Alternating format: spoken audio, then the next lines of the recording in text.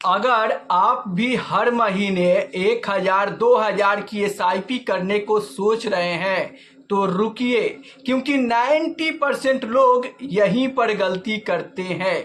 वो बिना सोचे बिना समझे म्यूचुअल फंड में पैसा डाल देते हैं और जब रिटर्न नहीं बनता है तो परेशान हो जाते हैं। आज के इस वीडियो में मैं आपको बताऊंगा कि आपके 1000 की एसआईपी के लिए कौन सा म्यूचुअल फंड बेस्ट है, जहां पे आपका पैसा भी सेव और सुरक्षित रहे और आपको तगड़ा रिटर्न भी मिले। देखिए, लोग अक्सर गलती क्या करते हैं कि स्मॉल कैप में ज्यादा पैसा बनता है, सारा पैसा स्मॉल कैप में डाल दो। लेकिन देखो, स्मॉल कैप में लालच में आपको पैसा नहीं डालना चाहिए। क्यों? क्योंकि ज्यादातर लोग पिछले 3 साल का 5 साल का तगड़ा रिटर्न देखकर और स्मॉल कैप में पैसा डाल देते हैं। उनको पता ही नहीं होता है कि जब क्रैश आता है तो सबसे ज्यादा स्मॉल कैप ही गिरते हैं। जी हाँ, अगर बड़ा क्रैश आ जाए तो 30% 40% तक स्मॉल कैप टूट जाते हैं। तो क्या उस समय आप वोलेटिलिटी को झेल सकते हैं? बाजार की उतार चढ़ाव को झेल सकते हैं? अगर आप नहीं झेल सकते हैं तो आपको स्मॉल कैप में इन्वेस्ट करने से बचना चाहिए। सबसे पहले मैं आपको ये बता दूं कि आखिर स्मॉल कैप मिड कैप होता क्या है, आप इसको आसानी से समझ लीजिए। देखिए, स्मॉल कैप एक नई कंपनी और एक छोटी कंपनियां होती है, तो यहां पर ग्रोथ होने का चांस तो ज्यादा होता है लेकिन रिस्क भी काफी ज्यादा होता है, क्योंकि ये कंपनी शुरुआती दौर में होती है और कुछ भी बैड न्यूज आता है, कुछ भी होता है तो यहाँ पे गिरावट ज्यादा देखने को मिलता है। जहां पे लार्ज कैप 1% गिरेंगे तो मिड कैप यहाँ पर स्मॉल कैप 2 से 2.5% तक गिर जाते हैं। तो याद रहे कि स्मॉल कैप छोटी कंपनियां होने के चलते ज्यादा रिस्की होती है। मिड कैप की बात करें तो मिड कैप मध्यम वर्ग की कंपनी होती है, तो यहां पर भी रिस्क काफी ज्यादा हाई होता है लेकिन रिटर्न भी लार्ज कैप से बेहतर मिल जाता है। तो फाइनली आपको क्या डिसीजन लेना चाहिए और किस फंड में इन्वेस्टमेंट करना चाहिए? तो देखो, जब भी आप इन्वेस्टमेंट करने के बारे में सोचे तो आप अपने आप से खुद से सवाल पूछे कि आप कहीं लालच में तो आके स्मॉल कैप में नहीं इन्वेस्ट कर रहे हैं। देखिए, इस वीडियो के माध्यम से मैं आपको यही बताना चाहता हूं कि आप लालच में आके स्मॉल कैप में इन्वेस्टमेंट ना करें। अगर आप सही तरीके से सही डिसीजन लेकर सही फंड का चुनाव करके आप स्मॉल कैप में इन्वेस्ट कर रहे हैं तो आप बिल्कुल सही कर रहे हैं, क्योंकि सबसे ज्यादा पैसा स्मॉल कैप में ही बनेगा। तो डिसीजन आपका सही है कि नहीं है, इसको जानने के लिए मैं आपको बता दूं कि देखो, जब भी आप स्मॉल कैप में इन्वेस्ट करने जाओ तो आप अपने रिस्क कैपेसिटी को देखो कि आपका रिस्क कैपेसिटी कितना है। अगर आप ज्यादा रिस्क लेकर ज्यादा रिटर्न बनाना चाहते हो और कम से कम 10 साल के लिए इन्वेस्टेड रहना चाहते हो तो आपको स्मॉल कैप में बेफिक्र होकर इन्वेस्ट करना चाहिए।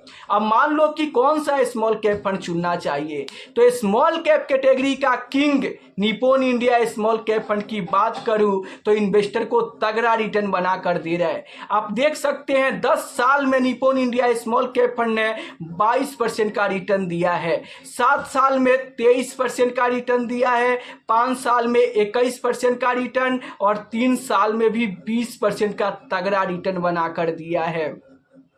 तो अब देखो, ये नहीं कि आपको आंख बंद करके इसी फंड को चुनना है, कोई पेड प्रमोशन नहीं है। अगर मैं होता तो स्मॉल कैप कैटेगरी के ऐसे फंड चुनता। क्यों? क्योंकि इस फंड का लंबे समय का परफॉर्मेंस बेहतर है। अभी मैं अगर स्मॉल कैप फंड की बात करूं तो ट्रेंडिंग में चलने वाला बंधन स्मॉल कैप फंड है। इस फंड का रिटर्न देखकर आपके होश उड़ जाएंगे। आप देख सकते हैं 5 साल में 23% का रिटर्न और यहां पर 3 3 साल में 30% का जबरदस्त रिटर्न बनाकर इन्वेस्टर को दिया है।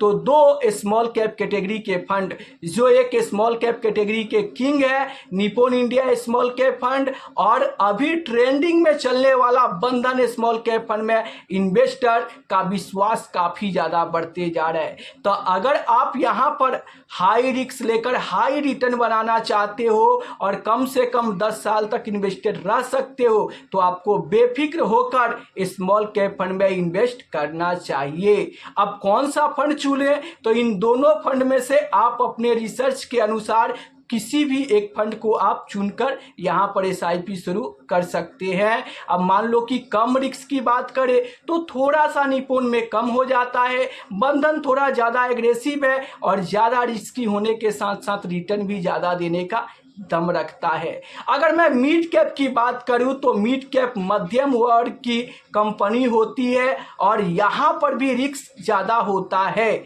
लेकिन स्मॉल कैप से रिस्क कम होता है और पैसा भी स्मॉल कैप से आपको यहां पर कम बनते हुए देखने को मिल सकता है। अगर मैं साफ बताऊं तो स्मॉल कैप से कम रिस्की मिड कैप फंड है और थोड़ा उससे कम रिटर्न यहां पर बनेंगे। तो अगर आप मिड कैप फंड में इन्वेस्टमेंट करना चाहते हैं तो कब करना चाहिए?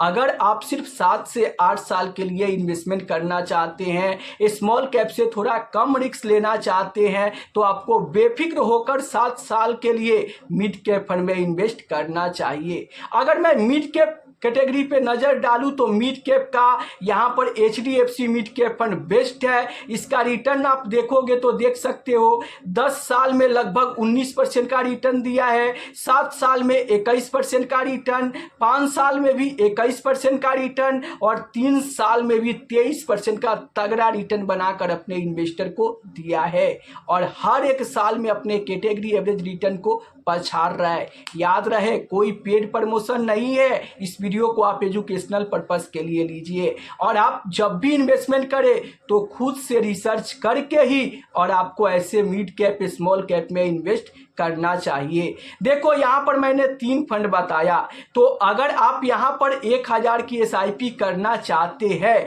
तो फाइनली आपको स्मॉल कैप में करना चाहिए या फिर मिड कैप में करना चाहिए। तो देखिए, अगर आप एग्रेसिव इन्वेस्टर हो, हाई रिस्क लेकर हाई रिटर्न बनाना चाहते हो और कम से कम 10 साल के लिए निवेश करना चाहते हो, तो आपको बेफिक्र होकर स्मॉल कैप फंड में इन्वेस्ट करना चाहिए। वहां पर पैसा भी तगड़ा बन सकता है। लेकिन अगर आप चाहते हो कि नहीं, मुझे सिर्फ 7 साल के लिए ही निवेश करना है और थोड़ा कम रिस्क लेकर चलना है, तो आप मिड कैप फंड में निवेश करने के बारे में सोच सकते हैं। अगर आप चाहते हैं कि मैं यहाँ पे थोड़ा सा अपने पोर्टफोलियो को डिवर्सिफाई करके चलूँ, तो आप 500 रुपये स्मॉल कैप में और 500 रुपये मिड कैप फंड में भी करके और एसआईपी की शुरुआत कर सकते हैं। तो फाइनली आप कमेंट में बताना कि अगर आप होते तो किस फंड में एसआईपी शुरू करते, किस स्मॉल कैप में और किस मिड कैप में, नीचे कमेंट में जरूर बताना।